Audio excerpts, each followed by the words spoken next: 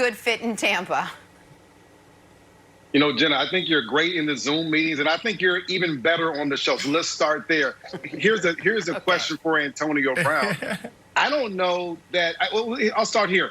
I know that on the field he's a good fit. He can run every route on the route tree. He can catch the ball short and take the ball the distance. He can run deep routes and get open. He can run crossers and get open. We know that across from Mike Evans, he can be one of these guys that can be prolific on the football field. The big question, and the question that nobody, and I mean nobody except for Antonio Brown, can answer is how he's going to be off the field. Is he going to be a distraction? Is he going to be one of these guys that comes in and causes a problem? And Bruce Arians has already said, if he doesn't do everything the right way, then he will get kicked out of there as fast as he was brought in there. So I think Antonio Brown, a guy that's been out of football for a very long time, says, okay, I missed the game. I'm just going to try my best to fit in and go out there and play. And I think if he does that, he'll certainly be successful on the football field. All right, so I think he'll probably work out on the field, but we're now to a point where we must acknowledge the other things that go along with adding Antonio Brown. And when Bruce Arians called him a diva, when Bruce Arians said he wasn't a fit, when Bruce Arians said we're not bringing him here, those things don't change just because your wide receiving core gets banged up. And by the way, their whole core played this past weekend. They might not be 100%, but a lot of guys aren't 100%. But I do think this shows the massive power Tom Brady has in the organization. Because, I mean, Bruce Arians was considered, he just got an award for it, I apologize, I can't remember the exact name, but one of the champions for women in the NFL. And this undercuts that quite a bit, given what Antonio Brown's been accused of and what Antonio Brown is still entangled in legally. So the only reason you do that is, A, if the most important guy on your team, Tom Brady, really wants it, and B, you really believe he can make you that much better. And while I agree there is very little risk here, I do wonder, Brandon, how much reward is there really?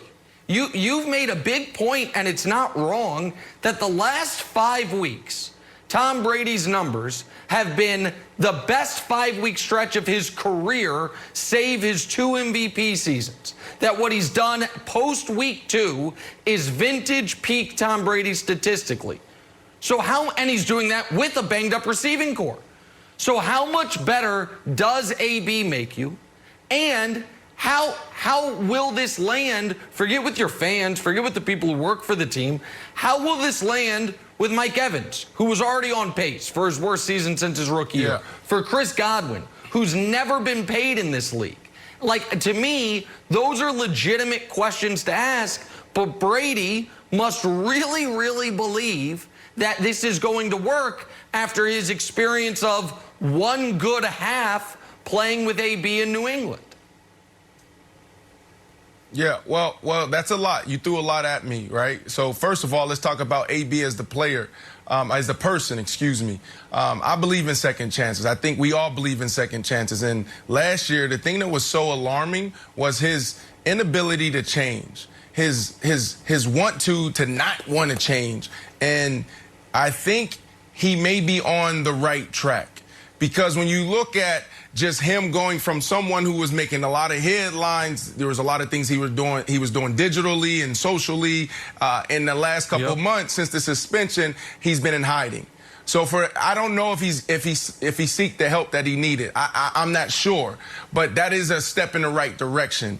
Let's say he's going to come in and be a model citizen. Let's say he's going to come in and do the things he needs to do. And then we shift to the field.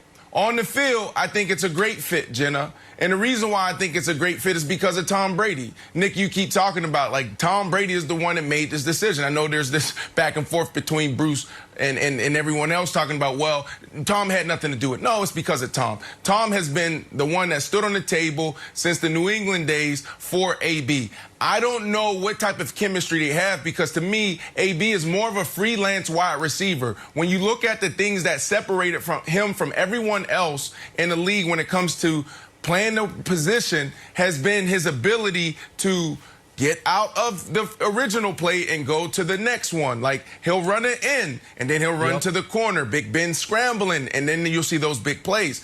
That's not Tom Brady's game. Tom Brady's game is be where you're supposed to be, and the ball's going to be there.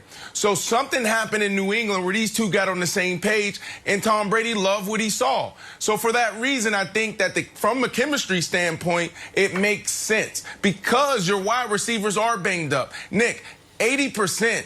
Dealing with a hamstring injury, dealing with a high ankle, that limits you extremely playing this position. You can't be effective when you can't run. And that's what we're seeing with that position group in Tampa. Mike Evans, you're saying, you already said it. This is going to be one of his worst years. Well, that's why you need help, and that's why you go out and get AB. Reportedly, AB slated to play for the Bucs on Week 9. All right, let's move along, talk some Cowboys now. Nothing going right for this team of late. Dallas off to a 2-5 start. You got anonymous players calling out the coaches. McCarthy's mad at guys for not sticking up for quarterback Andy Dalton. It's a mess down there in Dallas. But Stephen Jones showing confidence in his first-year coach, saying yesterday, I know we've got the right head guy for the job. Brian, what would have to happen this season for Jerry Jones to fire Mike McCarthy? Jenna, there's absolutely nothing that can happen this season for Jerry Jones to fire Mike McCarthy. Don't forget, Jason Garrett was in Dallas for 10 years. 6 of those seasons, they were 8-8 or worse. So, I mean, he didn't have a great, successful run there in Dallas because 6 of those seasons they were 500 or worse. The other part is that Jerry Jones, he invests in these coaches and he feels like they're a part of their family. Don't forget, Mike McCarthy, the reason why he got this job is because they had a sleepover at Jerry Jones's house. That's why he got this job. Things went well. I think they end up firing the defensive coordinator. Mike McCarthy keeps his job. Okay, so that seems like a halfway measure then, Brian, and I'm okay with that because I don't know when Mike Nolan is going to do something other than put Tabasco in his eye that makes a positive headline, Brandon. I think that if McCarthy is going to stay, then he's got to look around and be like, all right, guys, I'm staying. Mike Nolan, you're probably not the right fit. And I'm not saying he should get fired, but perhaps a reorganization of the defense just to give them some sort of spark on that side of the ball. Yeah, no, I'm with you here. To me, they brought in Mike for 2 things, leadership and offense. And when you look at what they were doing with Dak, they were turning the ball over, but they were averaging 450 yards a game. They didn't bring him in to be the defensive guy. They brought him in to make sure that he had the staff in place.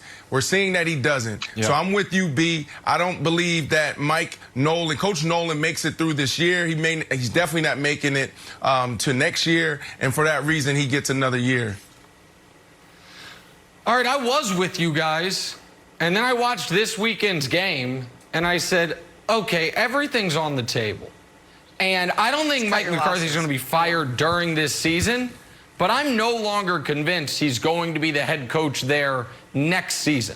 The Dallas Cowboys, you can look this up, have the worst point differential in the NFL. Yep. Now, if you look that up, it actually will say they have the second worst point differential, but the worst is the Jets. So like I said, in the NFL, the Cowboys have the worst point differential. But the other reason maybe Mike McCarthy gets fired is, did Jerry Jones know who he hired? At Mike McCarthy's opening press conference, he's asked about watching every single play of the Cowboys last year. He had plenty of time. And he's like, yeah, I actually didn't do that. I wanted the job. And now listen, we've all lied in an interview, or I've lied in an interview before, but I didn't tell the folks I lied right after they hired me. And then there was a curious moment, Jenna, before this week's game, where I think it was an NFL Network reporter was like, you know, I talked to Mike McCarthy, and he says his analytics department has brought to him this amazing stat. If you go 4-2 in the division, you usually win it. And I'm watching that thinking, this dude said he spent a year in a barn, a week into Pro Football Focus, deep diving into analytics. And the best he can come up with is winning division games help you win your division. That ain't analytics, bro. That's logic.